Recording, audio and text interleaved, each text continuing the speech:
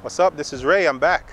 Hey, as you guys know on my channel, I'm always loving to review different types of camera gear, but what my subscribers may not know is that I've been shooting film cameras for almost 2 years now, and I'm loving it.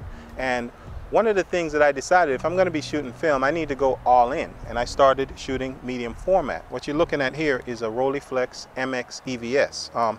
The purpose of this video is to show you the differences between the Rolleiflex and the Rolleicord. And the reason why is, as you know, Rolleiflex is one of the best and most well-known and sought after, but they are kind of expensive. They were expensive when they were first manufactured. So the Rolleicord is a model that has less features, but what people have discovered is that it is an equally capable camera. So if you're interested in knowing the difference between the Rolleiflex and the Rolleicord, especially the features they have that are different, because maybe some of the features this has you may not need. So stick around. I'm going to show you everything I know about these two cameras and also how to use them to the best of your ability. So stay tuned.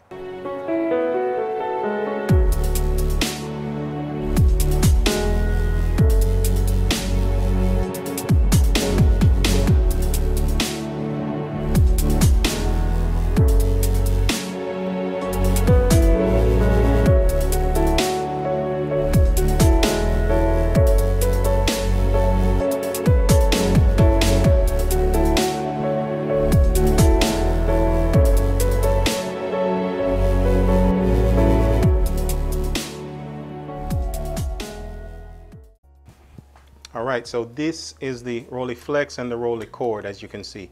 As I start telling you the differences, I want to start first talking about the difference in loading film.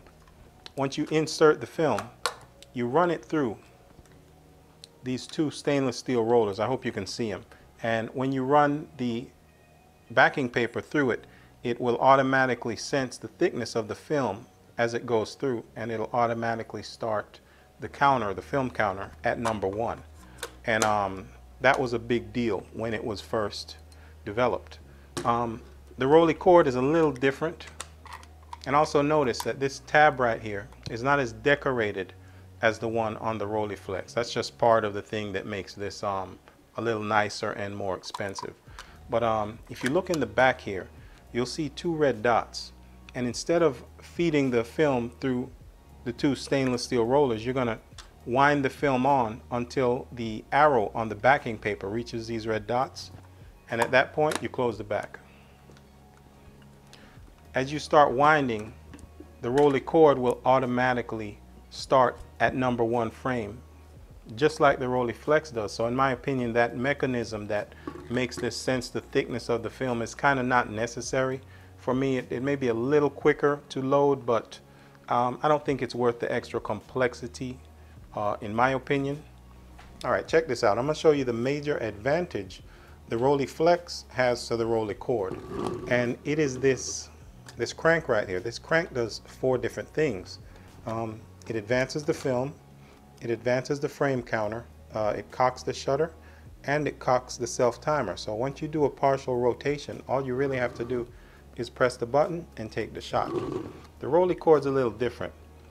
Once you advance the film, it also advances the counter, but it doesn't cock the shutter.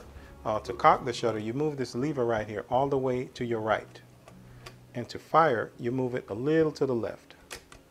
To use the self-timer, it's actually like a 4-step process. You advance the film, cock the shutter, and then this plunger right here, this is the self-timer. You move it down to the V position, and now you finally take the shot. When I fire the shutter, watch what this lever does. I want you to hear how quiet the shutter is. See that? That's the beautiful thing about these, especially for street photography. No one knows you took the shot. The self-timer on the Rolleiflex is right here. But once you activate it, it counts down directly from 10 seconds. There's no way to shorten it like you can with the Rolleicord.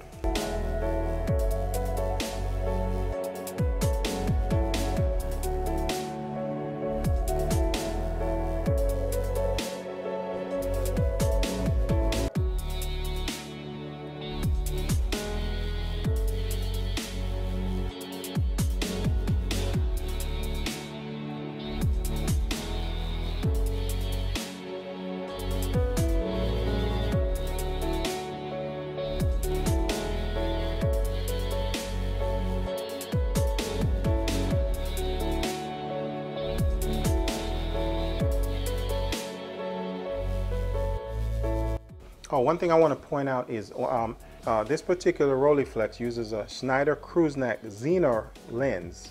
I know it's kind of hard to say, but the Rolleicord, this particular one, uses the exact same lens.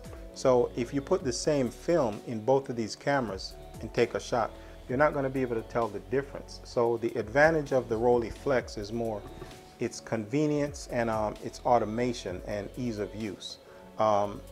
If you don't think you need some of those features, you can save some money and go with the Rolleicord, and it's going to be, there's less things that's going to go wrong with it theoretically if it was well taken care of. So the next difference with these two is the waist level finder and the features they have. With the Rolleiflex, you can open and close it with one hand. With the Rolleicord, you can open it with one hand, but you do need to pinch the sides in order for it to close. That's one extra thing. With the Rolleiflex, they both have magnifiers. The magnifier on the Flex, you pull up this tab and there's the magnifier. You can also push down on this front section here, and now it's in sports finder mode. You can look through and frame up your shot this way without having to deal with the reverse image on the ground glass. There's another feature this has that the Rolleicord doesn't have. It has this magnifier right here. The magnifier in front of it is a mirror aiming down at the ground glass, so you can also focus while you're in sports finder mode. The only difference is the image is completely upside down and reversed. There's no way around that. And the Rolleicord, of course, it doesn't have that. It just has the sports finder mode. If all you've shot is digital cameras and you've never had a chance to look into a waist level finder before, it's something you really need to experience. It has a beautiful three-dimensional quality to it, and it's something you'll never get tired of using. Pay attention though to the way the Rolleiflex looks. Notice how the corners of its image are slightly darker than the updated Rolleicord. That's because, of course, the VB Rolleicord has the updated Fresnel screen, which makes the edges brighter. And that's one thing about TLR cameras that most people try to do, is upgrade the screen to one that is brighter. It makes a huge difference, not just in the beauty of the image, but it makes it much easier to focus as well. All right, check this out. You might think that the Rolleiflex has everything better than the Rolleicord, but this is the latest, newest Rolleicord. It's the model VB, and it has a feature that this Rolleiflex does not have. It has the ability, when you pull these tabs down, to take off the entire finder. The reason you would do that is you can change out the focusing screen. Right now this one the VB comes with a bright Fresnel screen, and what that means is it's like a flat magnifying glass, and it makes the image brighter, especially in the corners, and that's something that the Rolleiflex does not come with standard. And sometimes indoors and in dark places you can only see well in the center. So that's one thing I really like about this model Rolleicord. And also there's an accessory, they call it an eye level prism finder, that you can put on here, and it'll allow you to view your image this way without having that reversed image. So yeah, this removable finder is a feature that only some of the higher end Rolleiflexes have, and really goes to show that they really wanted to keep the Rolleicord relevant. And even though it's a more inexpensive model, they want you to realize that it's just as capable as far as the final image you're going to get. All right, I want to show you my biggest problem with the Rolleicord, but let me start with the Rolleiflex. This knob on my right, as you see me turning, that controls the shutter speed. The one on my left controls the aperture. And there's a little window on top. I don't know if you could see it, but as I move them, you can see your changes right there, right on top. The way the Rolleicord does is it changes the aperture and shutter speed with these levers. This one on the right controls the aperture, and the one on the left controls the shutter speed. But watch what happens when I move the shutter speed. Notice how they move together. The camera was made default for them to be linked, and the reason they did it that way is so that once you have your exposure value correct, you can change the shutter and aperture together and maintain correct exposure. The reason I don't like it is sometimes I'm moving from light area to dark area and I need to change them independently. The way you do that is you press in the aperture dial here, and it'll allows you to adjust the shutter speed and aperture separately. The problem is it's a little button, and if you're using that a lot, I'm getting this dent in the tip of my finger. And also notice there's no window right up here on top. The window is right over here on the side. So whenever you want to make adjustments, you can't just look straight down. You have to turn the camera in this awkward position, press this in and hold it and make your adjustments. And it's awkward, especially if you're making a lot of changes. So that's my main fault with the Rolleicord, and unfortunately there's no way around it. I think there were some models that had it unlinked permanently, but the good thing about the Rolleiflex is there's a little button here where you can push it in and turn it, and you can lock them together, and you can push it again and turn it again and disconnect them. So that's one thing I really appreciate about the Rolleiflex. It gives you that choice of which one you want to use. All right, I don't want this video to run too long, but it's something I want to say about the maintenance of these cameras. Keep in mind, these cameras are very old. My Rolleiflex is about 60 years old. So if you buy one that's been sitting in a closet for 30 years, it's a good chance it's not going to work perfectly. Most likely the shutter may stick open and not close, or it may open and close slowly.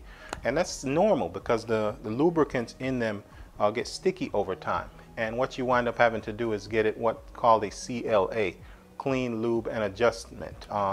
Costs about 150 bucks. But I recommend, if you're looking for one of these old vintage cameras, look in the description and make sure it says working condition or CLA'd recently. Because if you see one that says untested, there's a good chance you're going to get it, and you're going to have to send it out to someone else again and pay money and wait for it to come back. It's better to just pay the extra money and get a good working condition. The reason I know what I'm talking about is this Rolleiflex. I got this on eBay, and it said untested. And sure enough, when I got it, the slow shutter speeds were not working properly. And realistically, after about a month of having it, the shutter stopped working altogether. And my local repair shop could not fix it. So right now, this Flex is a brick. So the extra money I saved buying it on eBay wasn't worth it. I'll probably do another video about where I bought this Rolleicord from. I got this from a place called KEH Camera, and it's an outstanding way to buy vintage cameras because they check them and test them and things like that. So yeah, you want to have a good experience, especially if this is your first time buying one of these vintage cameras. So make sure, take the time, read the description, and get one that is in working condition. You don't want to regret your first purchase like that. All right, so that's the deal. That's the difference between the Rolleiflex and the Rolleicord. As you can see, they're both highly capable cameras. They're on the same mission, but they kind of go about it differently. The reason I made this video is because when I was looking for information on both of these cameras to choose, I couldn't find in a concise place all the information I need. So I actually made this video as if I was going to be watching it. So hopefully you were able to benefit from it. If you have any questions, feel free to leave them in the comments, because I guarantee I left something out. It's so much to talk about. I want to thank you for watching though, and keep in mind, no matter what camera you use to create your art, until next time, as always, keep it real.